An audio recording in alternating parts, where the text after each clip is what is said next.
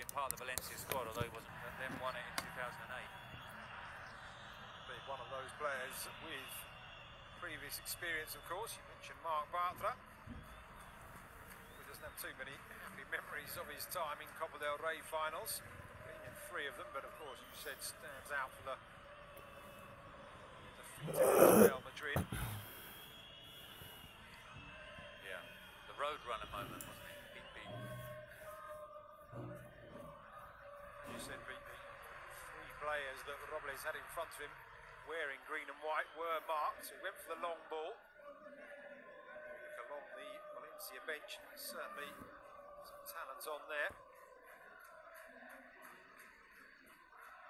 Carvalho takes it away from Pareja, plays it into Jesse, very congested, but Betis trying to weave their way through. Eventually it is cleared by Gaya. Celso's pass into the area. Joaquin quickly finds the Argentinian, who's going for goal or looking to try and as his challenge, and once again it's Gaya on the floor. This time a few complaints from the Betis player, just edging into the defender.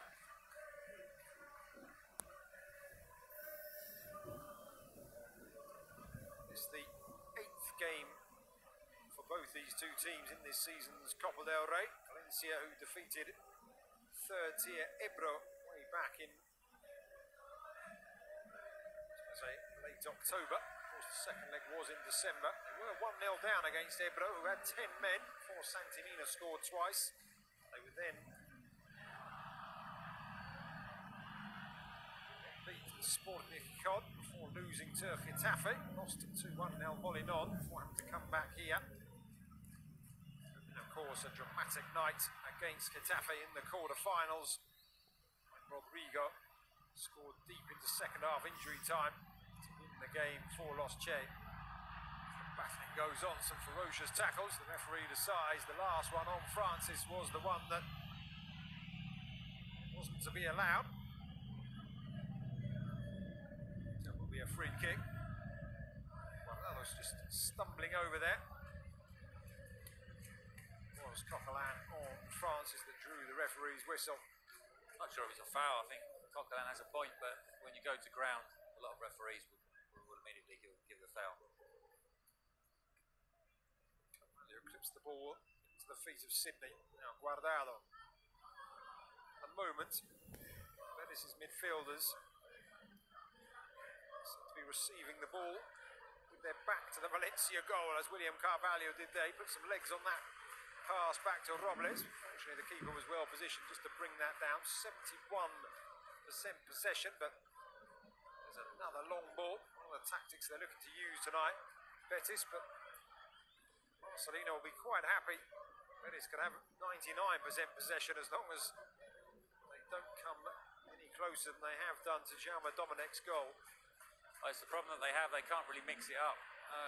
You can criticise them for playing out from the back too much, but then when they try to go long, they don't really have the front players to get on the end of those sort of long balls. Celso out wide to Francis. The player who was actually rested for the visit to Valladolid. It was out of the squad, Giovanni Lo Celso, at the weekend. So he comes into this one with fresher legs than many of his teammates. Carvalho again, this time facing the goal. That's a good ball across. Canales brings it down. Maybe thought about trying his luck or getting an early cross in. Held up though. Nobody in green and white in the area. Francis turns, but has to come back to Guardado.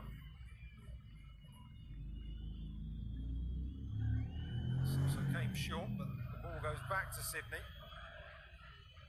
Carvalho.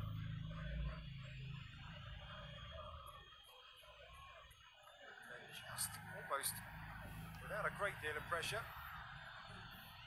giving the loose passes, but there's the ball out wide to the far side, and it's Jesse who's lining up the cross.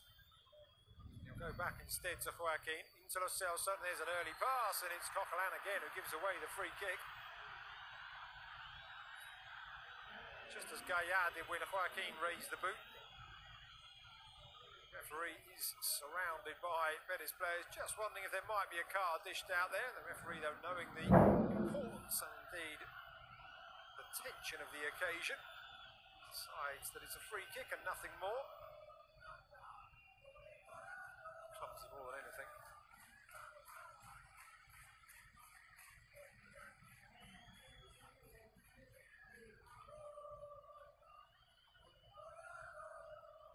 So a two-man wall. Bartra, Mandy and Sydney all up from the back. Canales will take this, one would suspect, right-footed and in the swinger. Doesn't, it goes for goal, and it just required the fingertips of Dominic. Keeper had his wits about him there. Whether it was going to drop under the crossbar wasn't necessarily to know. Decides to just play it safe, and it is a corner to the away side.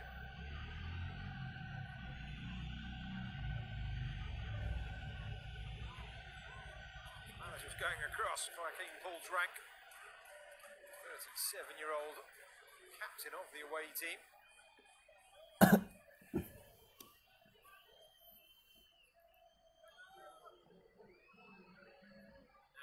Joaquin into the area, goes across to the far post. Still not cleared away. Sidney challenges Vass. Jose picks it up on the far side. He goes for goal, and eventually the keeper down onto it. Does he? The ball runs clear, but it's offside. So any protests against the challenge on Dominic will fall on deaf ears.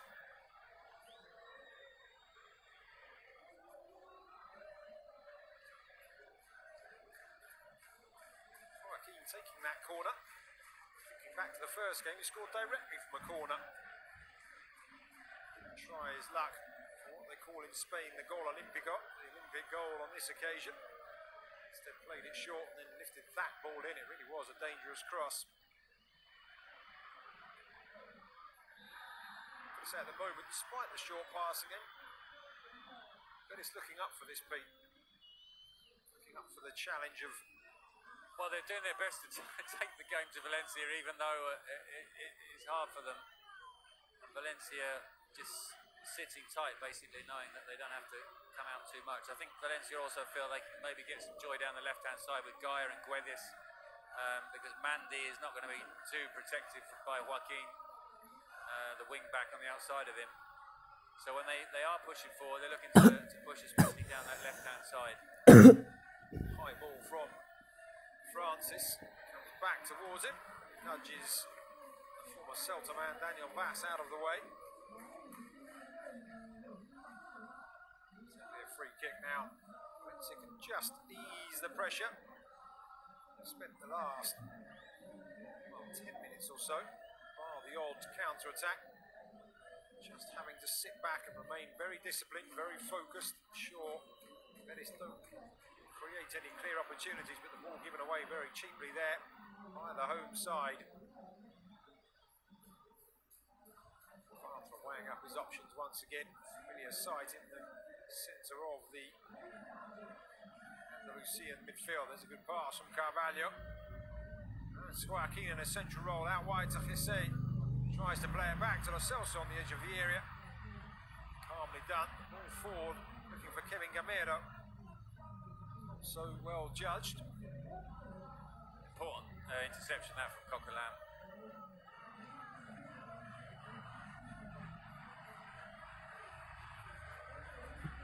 Whilst the fans are maintaining the volume and cheering on Valencia, I've got a feeling that they might enjoy slightly more if their team were doing more of the attacking. Proved to be a risky tactic.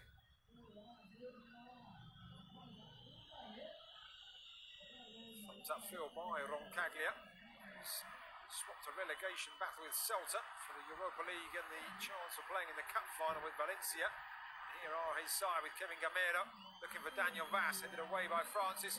Carvalho prevents Coquelin from getting onto the rebound. Now perhaps a chance for a break from Betis. Canales to Lo Celso. Former Valencia man continues his run. He's blocked out by Roncaglia, who then does ever so well to not only keep it in but find Gaia. Piccini away from Francis. Fullback continuing his run up this right hand side as Rodrigo controls. Chips it into this captain of the side, Dani Parejo. Ball threaded through, Gamero, first time shot, Bartolo just snuffs it out before it had any chance to reach the goal. Here's Parejo once more, Valencia just beginning to turn the tide. We said about a minute ago that it was a risky tactic from Valencia, but they've managed to suddenly push players into the opposition half and change the dynamic of the game, albeit for the last minute or two. I'm sure Marcelino wants them to have these pockets of pressure, just where they take a few steps forward and just play with a little bit more intensity, but they don't have to do it for the entire 90 minutes because they're in the driving seat. Certainly are. Here is Puccini, challenge from Francis, and it will just trundle out. Or will it? No, it won't. Daniel Vaz kept it in. As soon as he realised it wasn't going out, waited for contact, went to ground, and it is a free kick to Valencia.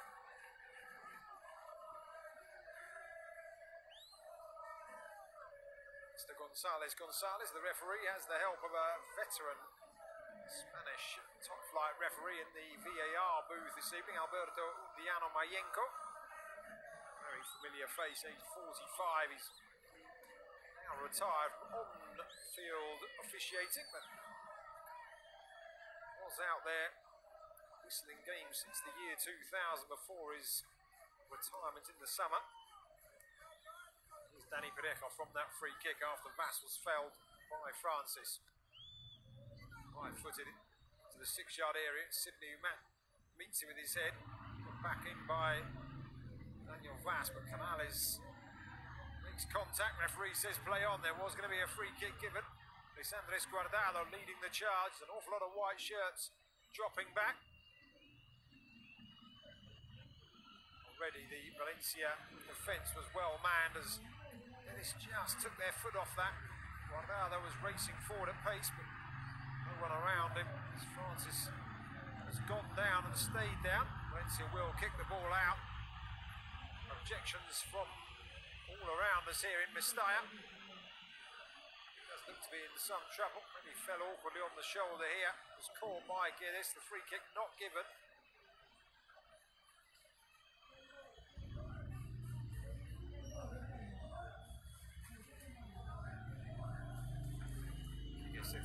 Maybe considering that a booking. The referee acknowledged there was a free kick. He had both arms raised as if to say, let's play on. Francis will receive treatment. What is an unseasonably warm evening. Temperatures all around Spain. Certainly nowhere near the average for this time of year. As we see the free kick from Canales again. Glove raised from Dominic, just making sure it wasn't going to crawl under the bar, fly under the bar more accurately.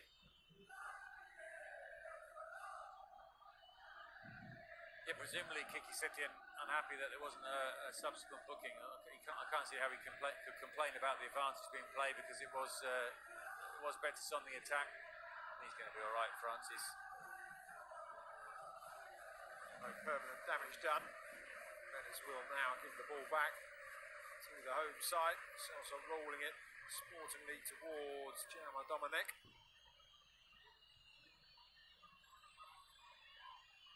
So Betis up to a full complement as Francis returns.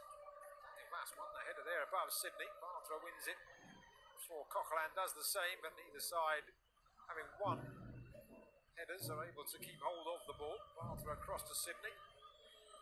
To go back to Robles with Rodrigo Moreno in close proximity. It's going to be a familiar pattern all night, isn't it, Pete? Robles looking for that short pass out.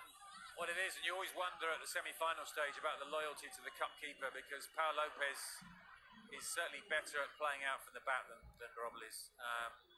And so they missed that, but you know, you pick your cup keeper at the start of the season, and I suppose the dignified thing to do, the fair thing to do, is to stick with him all the way, even if it gets to this stage where they're 90 minutes from the final.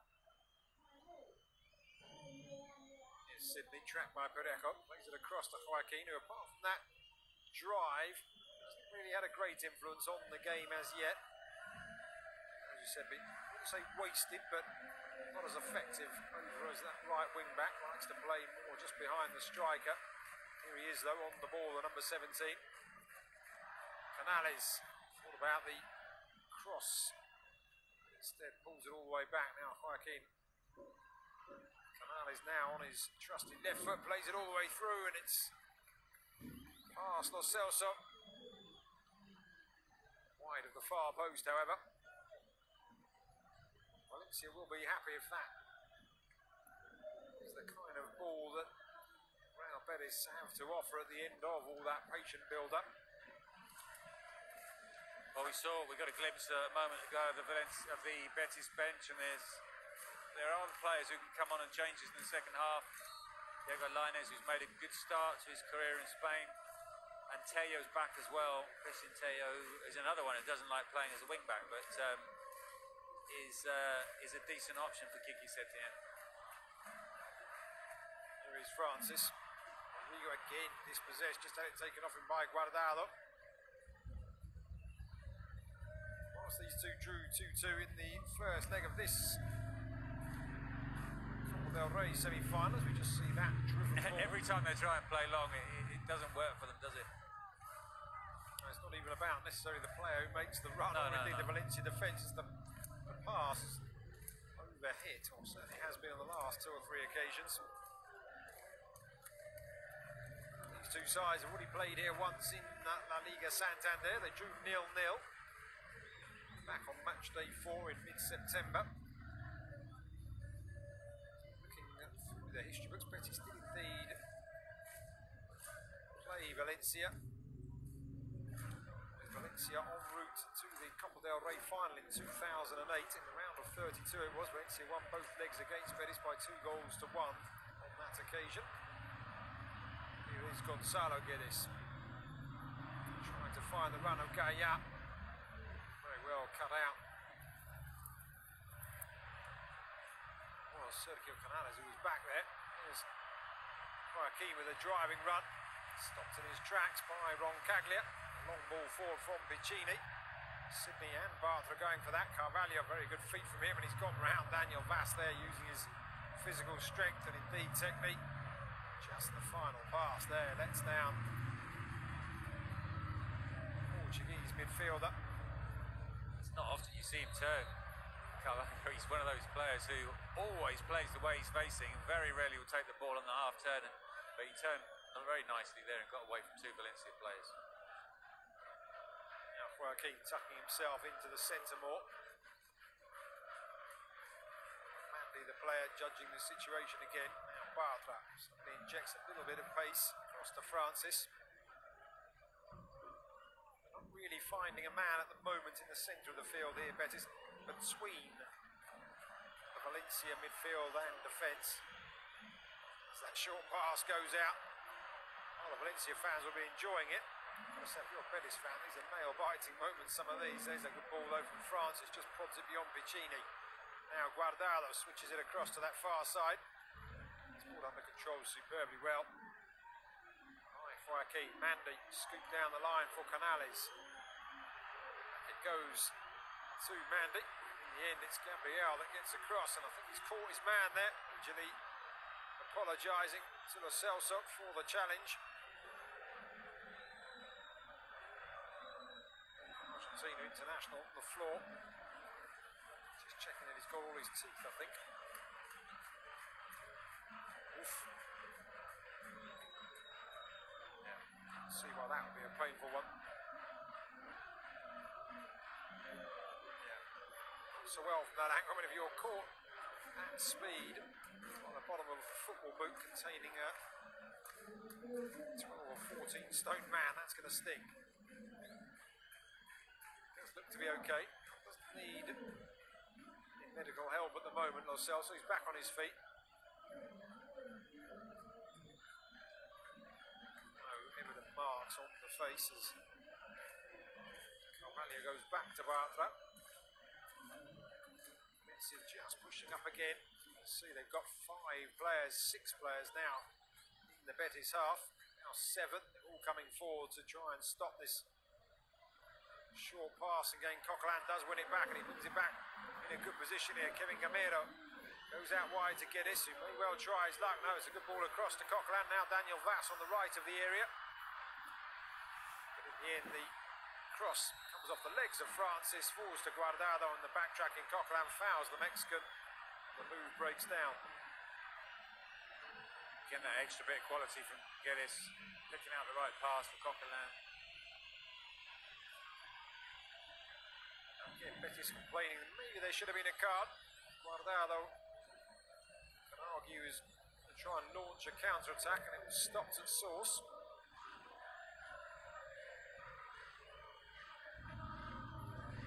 36 minutes played, Valencia 0, Betis 0. Just to let everyone at home know, if indeed it finishes like this after 90 minutes, it will be Valencia that will go through to face FC Barcelona in the final of the Copa del Rey at the end of May.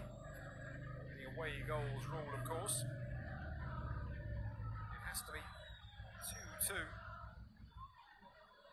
for extra time to be played. At the moment 0-0. Free kick though as Daniel Vass goes to ground. The backtracking Jesse hasn't had much luck going forward.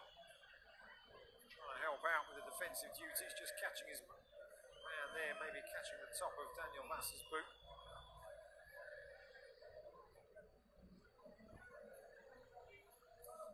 City cutting a frustrated figure on the sidelines.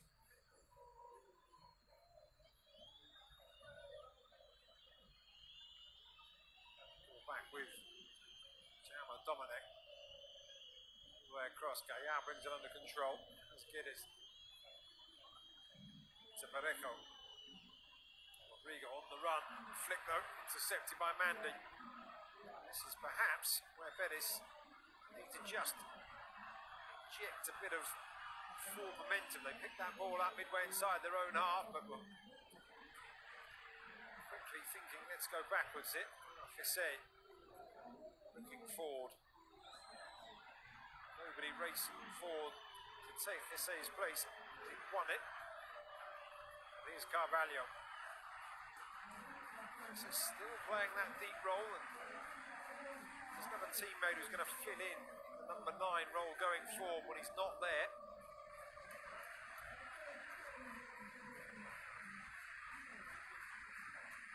Carvalho to Francis. Now Canales, one player that Betis can rely on to show a bit of urgency when it's required. Francis rolls it across, good backtracking that from Rodrigo. Parejo plays it straight to Guardado, however, sprays it across to the far side for Joaquin. Now Guardado closed down, finds Lo Celso, through it goes to Jesse, wants it back. Oh, he's produced a very good save. I was just going to say Lo Celso looking for the return ball, but instead Jesse trying to catch out the Valencia keeper. That's a really good save. Probably the best move of the half so far from Betis. He might have taken a slight deflection as well, but still managed to make the save. Maybe from a set piece that Betis can feel they have an opportunity to break through in this game. 3 central defenders up from the back, 3 of them on the penalty spot almost together. In it goes, and it's Issa Mandy, but he connects, but doesn't get anywhere near enough on it. France-born Algeria international. Not that far away, in actual fact, it's further off target with the naked eye.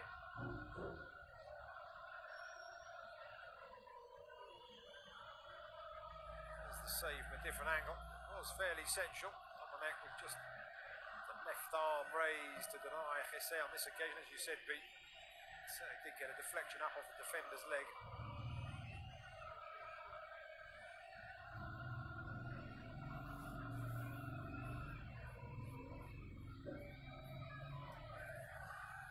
Marcelino now outside of his technical area down below us there, remonstrating with his players. Valencia fans, got to say, doing themselves proud. We praise Betis' fans in the first leg, but my word. Well, they're similar arenas, big concrete bowls, and keeps the noise in.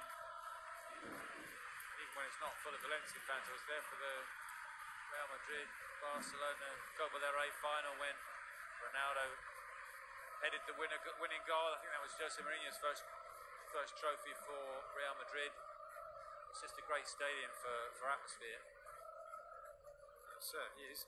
Now, it is Sarabia out along with Quique Setién. Something that he did against Valladolid at the weekend. The Betis assistant head coach just decided that he'd get his message across from the bench. Setién, not a very demonstrative man on the sidelines. There's another hard challenge, and that will be the first yellow card of the game, and it is for Gabriel, known as Paulista, hailing from Sao Paulo, of course.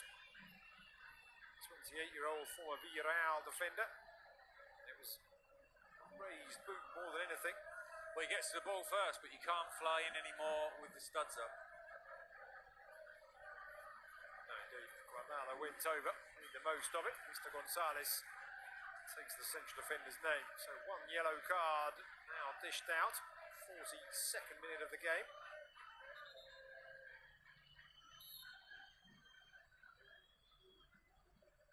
There you can see the line of 4 midfielders, but the only player on the other side really in a central role is Jesse. Someone better at the moment to be making their way between those two lines to pick up the ball.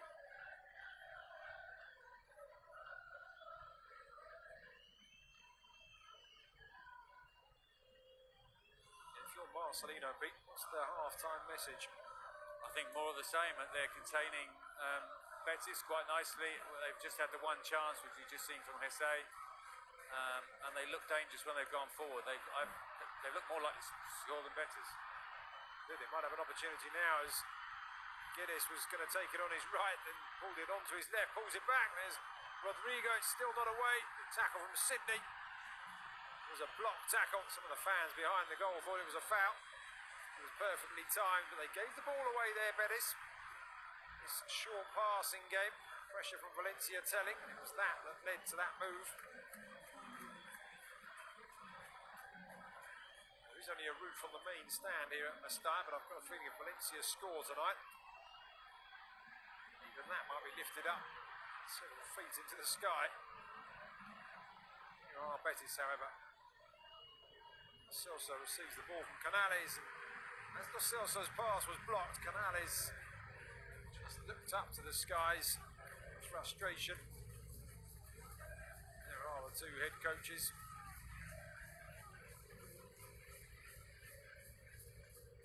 Now down the line, Gamero putting himself out wide. Guedes taking up a more central role. With a throw in, taken quickly to the feet of Gaia. Guedes offers himself.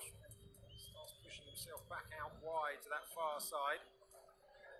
Coughlin putting it in the middle, receives it now. Guardado presses him.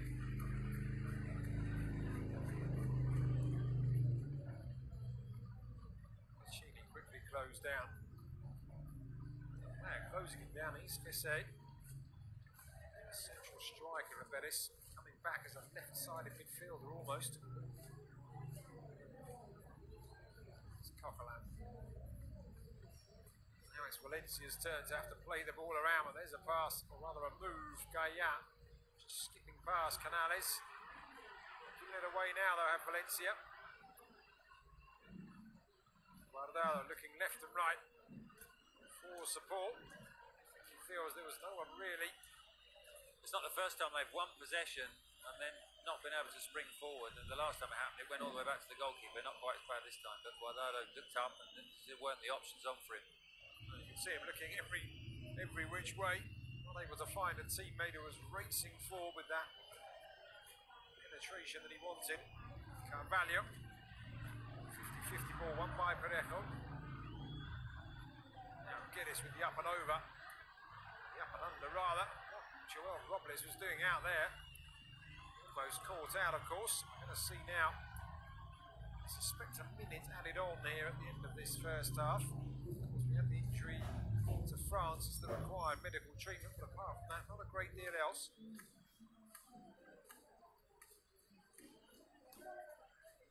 The word will go across the field from Quique Setién to try and create one final chance.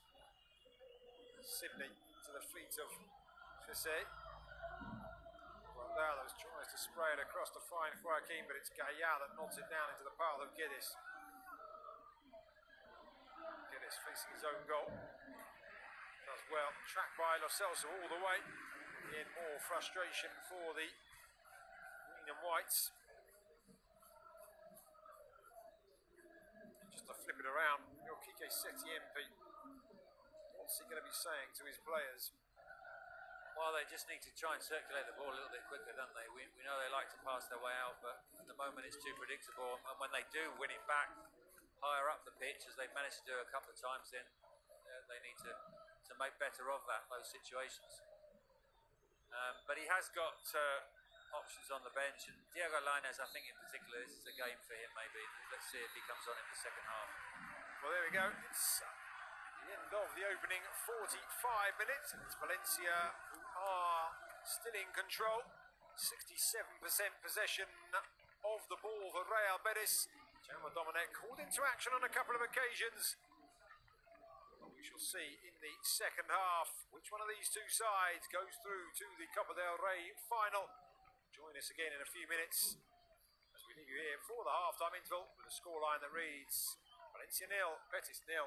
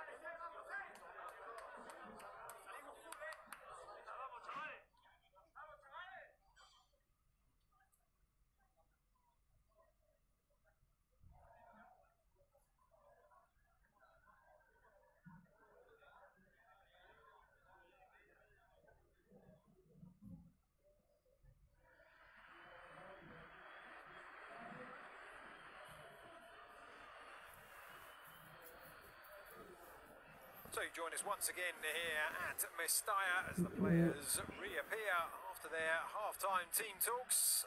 Both sets of coaches having said what